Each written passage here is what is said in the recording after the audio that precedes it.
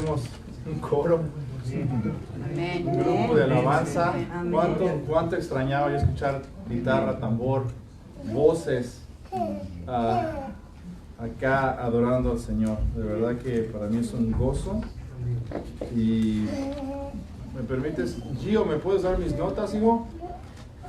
Se quedó Gio con ellas para anotar los versículos y vamos a usar eso, a dar inicio. Hoy me toca, conforme a lo que hemos estado estudiando en las leyes, en la Constitución de la Iglesia Laurel, lo que se cree y lo que se está enseñando y por la cual nos reunimos en la iglesia. Me tocó hoy lo que es las normas, lo que creemos que es bíblico, cómo es la enseñanza, qué es lo que debemos hacer como creyentes, qué es lo bíblico, cómo se debe de comportar una mujer en la iglesia públicamente, corporalmente, y cómo es los dones también de que Dios ha dado a cada uno de nosotros para poder ministrarles a ustedes mejor. Y a la misma vez, ustedes nos ministren a nosotros. Amén. Amén. Vamos a dar oración y dar gracias al Señor. Padre Celestial, gracias por esta ya tarde que nos das para poder exaltar tu nombre. Señor, el propósito de pararse aquí y de levantar tu nombre en alto es eminente, Señor. Es lo primordial, lo que deseamos, Señor. Que tú seas exaltado, que tu palabra sea exaltada, porque no hay error en ella y es instrucciones para nuestras vidas. Gracias, Señor, porque tú eres el que creaste esta iglesia, tú eres la cabeza de esta iglesia, tú la diriges y tú eres nuestro pastor. Y deseamos escuchar tu voz. Usa este servidor, Señor, para tu gloria y tu honra. Que tu nombre sea exaltado y seas glorificado y nos nutra tu palabra para beneficio de tu cuerpo. En el nombre de Cristo Jesús. Amén. Amén. Amén. Amén. ¿Allá tienen mis notas todavía? Échamelas, Carlitos.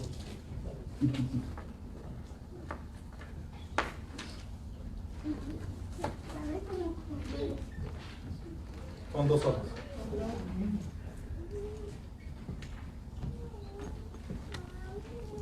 Son 2 de 20. Ahí estaba el acordeón. Pásame mi acordeón, mira. Muchas gracias. Pues el pasaje principal, bueno, son 4 en realidad, pero vamos a empezar con el pasaje de Efesios 4. En Efesios 4, la palabra lo que vamos a aprender hoy, hermanos, es cómo es la estructura bíblica de cómo se tiene que regir una iglesia y cómo es que nuestro Señor Jesucristo ha puesto órdenes y leyes para seguir, para que haya un orden concreto, para que haya algo bien establecido, porque Dios es un Dios de orden, ¿verdad? Amén. Amén. Entonces, en Efesios 4, del 11 al 13, el Señor nos está diciendo esto. Y Él mismo, Jesucristo, y Él mismo constituyó a pastores, a otros profetas, a otros evangelistas y a otros pastores y maestros, a fin de perfeccionar a los santos para la obra del ministerio, para la edificación del cuerpo de Cristo, hasta que todos lleguemos a la unidad de la fe y del conocimiento del Hijo de Dios, a un varón perfecto, a la medida de la plenitud de Cristo. Aquí vamos a ver la función y el propósito por cual Dios mismo, nuestro Señor Jesucristo, instituyó a apóstoles, a profetas, a evangelistas, pastores y maestros. Vamos a ver ese propósito por el cual el Señor nos ha instituido a estos. Dice que Él mismo fue el que los escogió. Él fue el mismo que los instituyó. Constituir o instituir es como dar. Es un don. Si lees todo el versículo de Efesios 4, está hablando antes de esto de los dones a la iglesia. Dios está dando, estos son los dones a la iglesia que les voy a dar. Y habla precisamente de hombres, a varones, profetas, evangelistas, maestros, pastores, maestros, todos estos. Y el primero que pone en la lista son los apóstoles. ¿Quiénes eran estos apóstoles y qué hacían los apóstoles en los tiempos después de la ascensión de Jesucristo? Fueron hombres comisionados por el Señor para predicar la palabra y plantar iglesias. Eran hombres que han visto a Cristo resucitado. Hebreos 1:22 nos dice que ellos son testigos de la resurrección de Cristo. Tenían poder para efectuar milagros. 2 Corintios 12:2 nos dice eso, que estos hombres tenían ese poder para efectuar milagros. ¿Para qué eran los milagros? Era como medio de confirmar que el mensaje que predicaban era verdadero. Y eso nos lo dice en Hechos 2:4. Su ministerio era primordialmente fundar iglesias. Eso nos lo dice en Efesios 2:20. Esto era el funcionamiento en sí sintetizado de los apóstoles. ¿Ok? Luego vienen los profetas. ¿Quiénes eran esos profetas?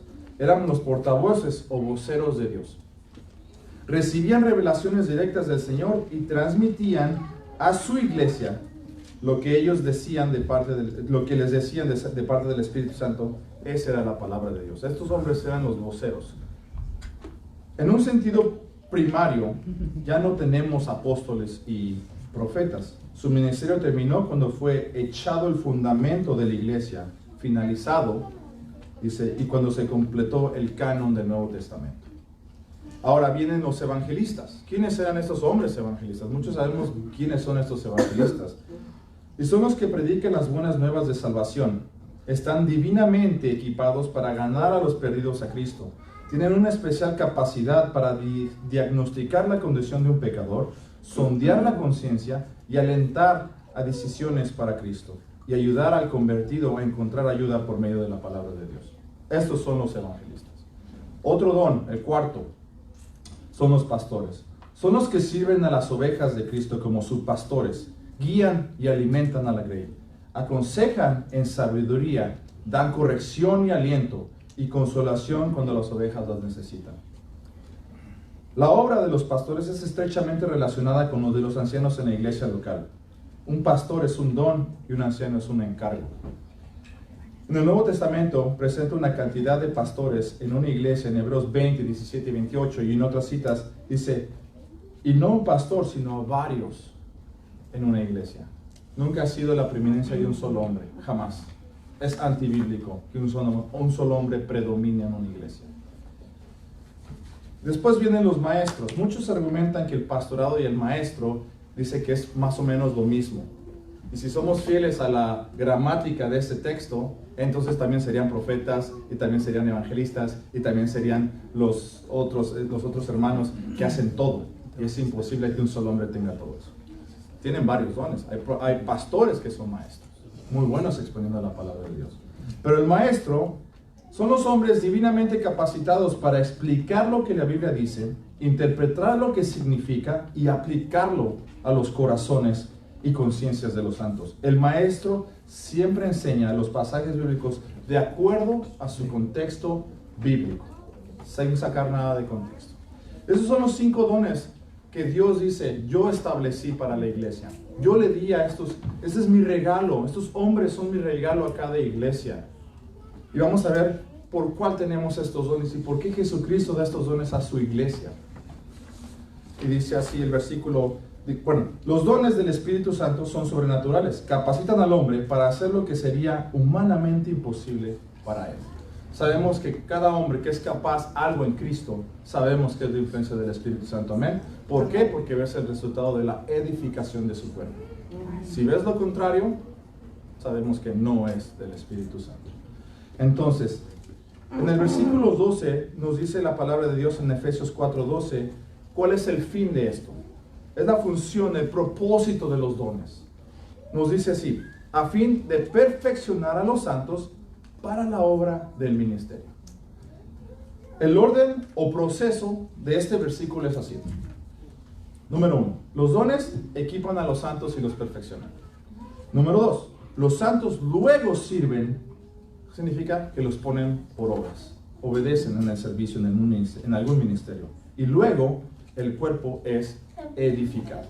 Ese es el orden. ¿Sí me entienden? Los dones te equipan a los santos y los perfeccionan. Ya siendo santos y equipados, sirven y ponen por obras el don que tienen para servir a su iglesia local. Y luego, todo el cuerpo es edificado. Todo el cuerpo es edificado.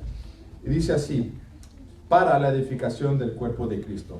Vance Hafner es un hermano predica que ya pasó a la presencia de Dios y se explica de una forma muy peculiar e imitable este versículo. Dice así: cada cristiano está comisionado, porque cada cristiano es un misionero.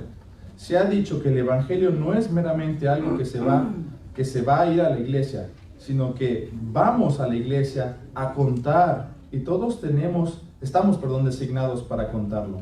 También se ha dicho que el cristianismo comenzó como una compañía de testigos laicos. Se ha transformado en un pulpitismo profesional financiado por los espectadores laicos. En la actualidad, contratamos un personal eclesiástico para hacer una obra cristiana a tiempo completo y nos sentamos en la iglesia el domingo para contemplar cómo la llevan a cabo. Cada cristiano debería de dar un servicio cristiano de tiempo completo. Cada uno de nosotros, hermano. No nada más los ancianos de esta iglesia. Amén. Aquí nadie es asalariado, nadie recibe dinero de ustedes. El cristiano tiene que dar tiempo completo de servicio a Dios, todo el tiempo, donde estés. Hay desde luego un ministerio especial de pastores, maestros y evangelistas. ¿Para qué? Para equipar completamente a los santos, para la obra de su ministerio. Siempre tiene que haber alguien que esté a la cabeza. Claro, nosotros sabemos que es Cristo, pero para eso Dios nos ha dado esos dones, esos maestros, esos evangelistas, aquellos maestros que nos ayudan a guiar y a entender y cómo proseguir y cómo poder elaborar nuestro don más eficaz para ti y para mí. Amén. Amén. ¿Hasta cuándo leyendo esto dije, Señor, ¿hasta cuándo va a seguir esto? Este proceso de aprendizaje, de santificación, de poder hacer tu voluntad, en ser equipados, en ejercer el ministerio. ¿Cuánto tiempo va a seguir esto? ¿Cuánto tiempo va a funcionar este sistema? Bueno, el versículo 13 nos dice qué hacer. Dice, hasta que todos lleguemos a la unidad de la fe. Hasta que todos lleguemos a la unidad de la fe.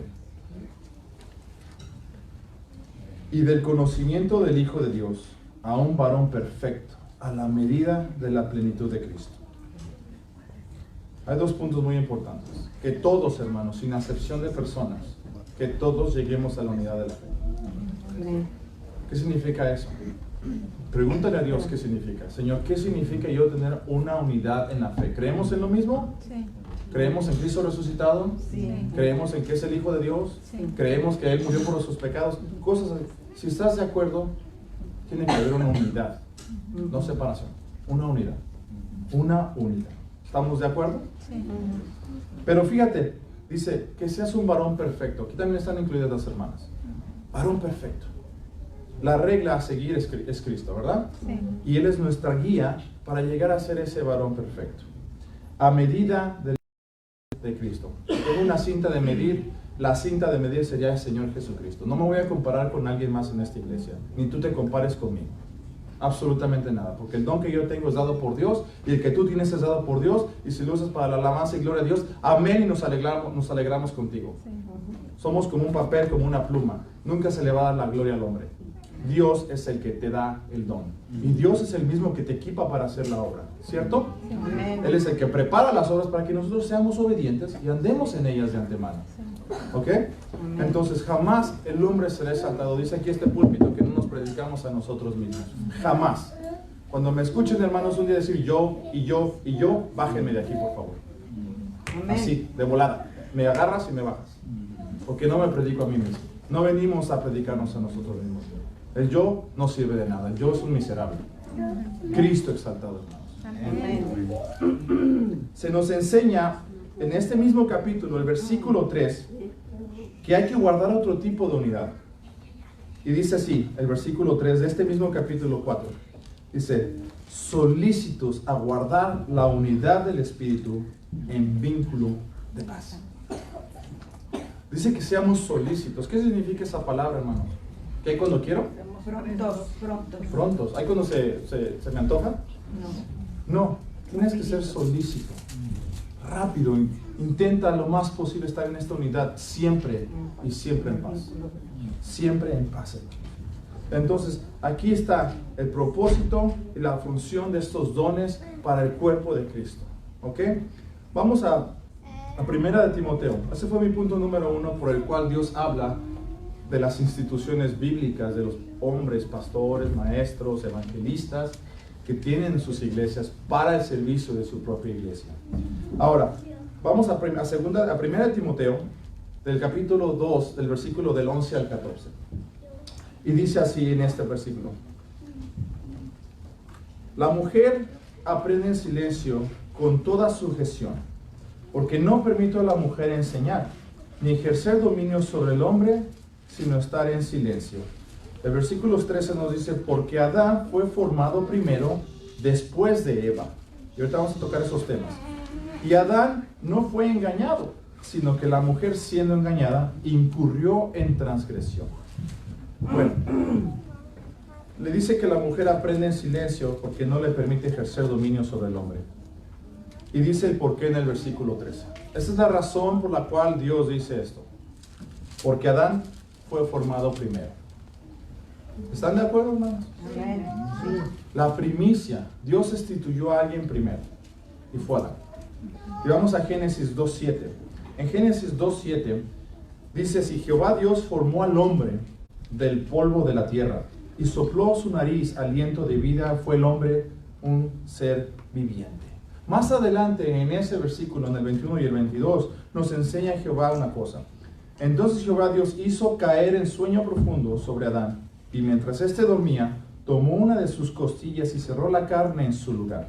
Y de la costilla que Jehová Dios tomó del hombre, hizo una mujer, y la trajo al hombre. ¿Ves el origen de las cosas? Dios de la tierra forma al hombre, le sopla el aliento de vida, y del hombre agarra y hace a la mujer. El versículo 23 dice: esta será llamada Isha, que significa varona, porque viene del Ish. Qué chistoso, ¿no? Isha, Ish. Varona, porque viene del varón. Dios es un Dios de orden, hermanos, y de principios inquebrantables. El que quebranta estos principios es rebelde. El orden de la creación obedece y da prioridad de autoridad al primero, y el segundo tiene la autoridad de sujetarse y obedecer. ¿Ves el orden divino? El que tiene autoridad tiene la autoridad de ejercerla. ¿Sí me entienden? Entonces, si Adán o nosotros como hombres tenemos la autoridad de Dios de ejercer nuestros dones, tanto en nuestro hogar como en una iglesia, ¿cuánto más la mujer tiene también su sometimiento? Primeramente a Cristo y luego a Dios. Perdón, luego al hombre. Me pregunto en esto, en el versículo 13, dice así: porque Adán fue formado primero, después que Eva. ¿Por qué Adán fue? ¿Por qué la mujer debe de sujetarse al hombre? Simplemente por el orden de creación y la primicia divina dada por Dios. Adán fue primero. ¿Por qué Adán no fue el engañado? Sino fue la mujer, al ser la engañada, incurrió, dice la palabra, en transgresión.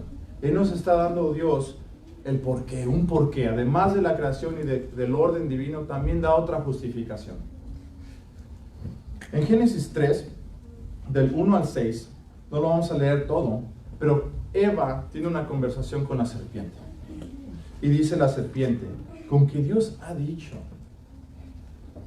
El establecer una conversación, hermanos, escúchenlo bien, y eso aplíquenlo personalmente en sus vidas. Al establecer tú una conversación con alguien que cuestiona autoridad, no hables con esa persona.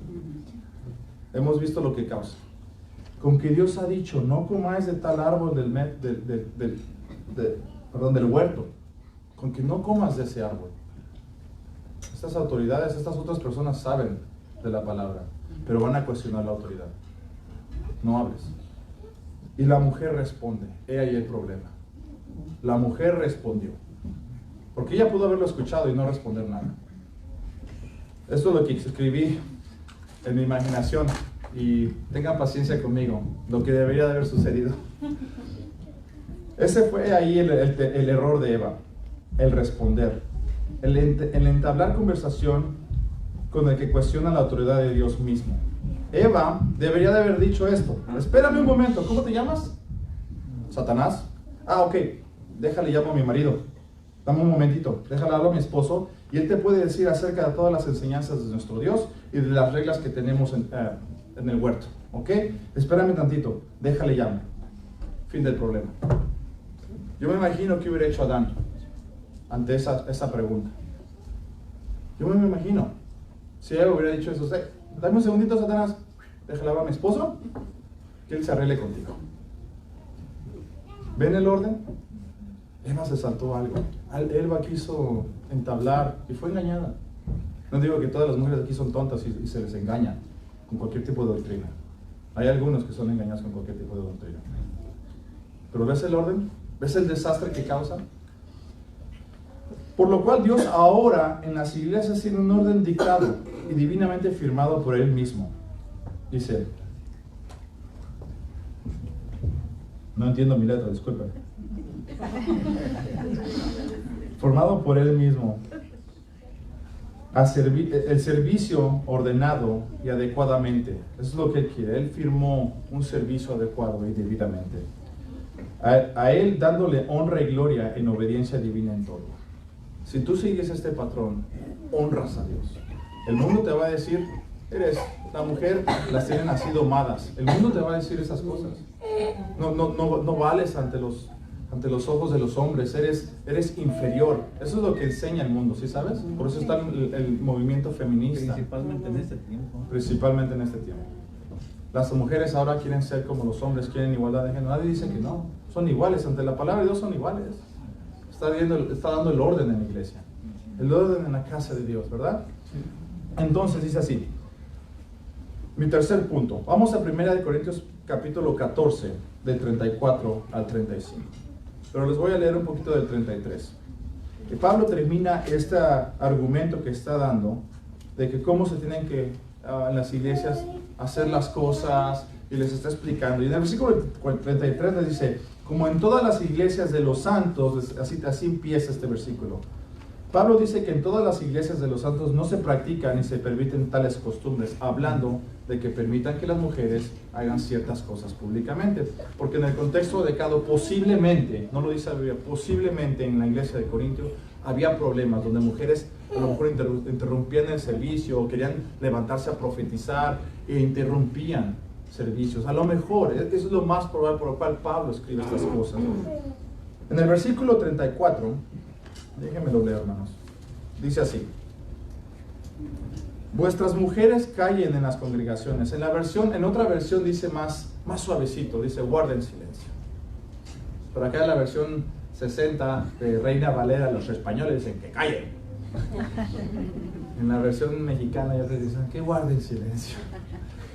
Dice, vuestras mujeres callen en las congregaciones, porque no les permito hablar, sino que estén sujetas como también la ley lo dice. Y si quieren aprender algo, pregunten en casa a sus maridos, porque es indecoroso que una mujer hable en la congregación. Es indecoroso.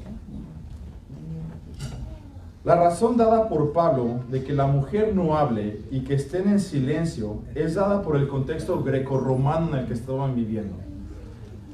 Pablo se está dirigiendo al problema que tenía en Corintio y en sus congregaciones, o posiblemente en todas las congregaciones del primer siglo después de Cristo, perdón. Probablemente hubo mujeres que empezaban a profetizar y hablar, interrumpiendo a los pastores o ancianos, o tal vez haciendo preguntas acerca de lo que hacían, y así retando la autoridad tanto de sus esposos como la de los ancianos. El deseo de Pablo es establecer el orden y no denigrar a la mujer o devaluarla por ningún motivo en su participación de alabanza y adoración. El ministerio de las mujeres es muy importante, hermanos. Amén. Muy importante. Ellas ministran a nuestros pequeños y se ministran entre ellos. Es muy importante. Ese nunca fue el punto de Pablo de denigrar a la mujer en ninguna manera ni en ningún motivo. Pablo les pide que hagan todo esto, dice el versículo 34, sino que estén sujetas. En otras palabras, en sumisión. Les pide, sean sumisas. Como la ley lo dice. me quedé pensando y dije, caray, ¿cuál ley? ¿Cuál ley? Si regresamos a Génesis, como la ley lo dice, podemos creer que es en cuanto se refiere que la mujer sea sujeta al hombre. Eso es lo que le pidió Dios a Eva, ¿no? Esto se enseña en el Pentateuco en Génesis 3:16. Tu deseo será para tu marido y él se enseñoreará de ti. Esa es la ordenanza. Dios dio un decreto. No le dijo es opcional. No le dijo es cuando tú quieras, cuando tú sientas. Cuando tu marido te trate bien. Cuando tu marido sea el anciano o el pastor o el líder espiritual sacerdote en tu casa. No le dijo eso. La palabra aquí, hermanas, enseñada, cuando dice así, la palabra hablar, cuando dice no les permito hablar, la palabra original en el griego es laleo. ¿Qué significa? Esto connota autoridad, hermano. Dice, esta misma palabra se emplea de Dios en el versículo 21 de este mismo versículo, de este capítulo, perdón, que habla de hablar con autoridad. En el versículo 21 dice, y en la ley está escrito, en otras lenguas y con otros labios hablaré a este pueblo, y aún así me oirán decir, aún así me oirán, dice el Señor. Esa palabra hablaré connota autoridad. Y usa el mismo vocablo Pablo cuando le pide a la mujer que no hable, que no ejerza esa autoridad sobre los hombres en las iglesias. Dice así, ¿no se les permite hacer preguntas públicamente en las iglesias?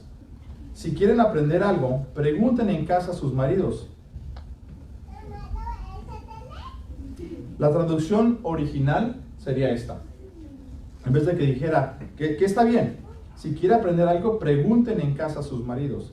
Pero en el contexto adecuado de esta pregunta es pregunten a sus varones en casa. Porque ¿qué de las que no están casadas o las que están viudas o las que no tienen, hay padres, hay hermanos o mismo a los ancianos? Dice, pregúntenle a los varones. Entonces, si tú tienes una pregunta aquí, hermano, vas a decir, ¡hey! Yo quiero esto. ¿Y tu marido al lado? ¿Cómo saber tu marido? ¿Sí me entiendes? Saber como este señor no está haciendo su trabajo. Y así lo pones por abajo de ti y deshonras a tu esposo. Esto es para los que no están casadas. Pregunten a sus varones en casa. Si tienes un hermano, tienes un papá todavía, pregúntale. Si no, pregúntale a los ancianos, pero no públicamente, hermano. Deja que se baje y le puedes preguntar allá atrás, no a solas. Llévate a otra hermanita. Pregunten.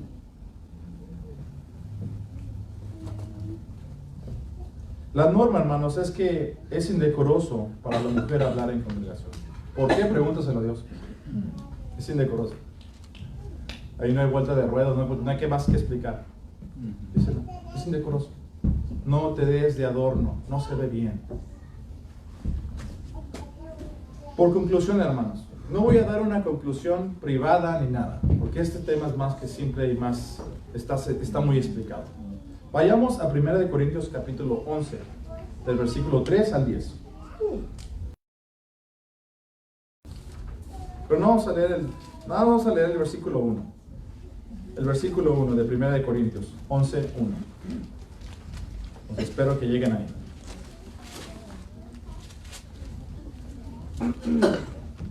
Dice así: pero quiero que sepáis que Cristo es la cabeza de todo varón, y el varón es la cabeza de la mujer, y Dios la cabeza de Cristo. ¿Ven el orden? Cristo es la cabeza de todo varón. 1, 2, el varón la cabeza de la mujer, y 3, Dios la cabeza de Cristo. Esa es mi conclusión, hermanos. Si nosotros obedecemos esto, vamos a servir a Dios bien. Él va a estar contento y feliz de que seguimos sus ordenanzas. Amén. Amén. Anímense, hermanos. No porque no hablan aquí en público no significa que el ministerio de la mujer no tiene validez ni poder. Eso no tiene absolutamente nada que ver. Nada más Dios desea un orden eclesiástico, bíblico para nuestras iglesias. Amén. Padre Celestial, en esta tarde te queremos dar gloria y honra, Señor Jesús.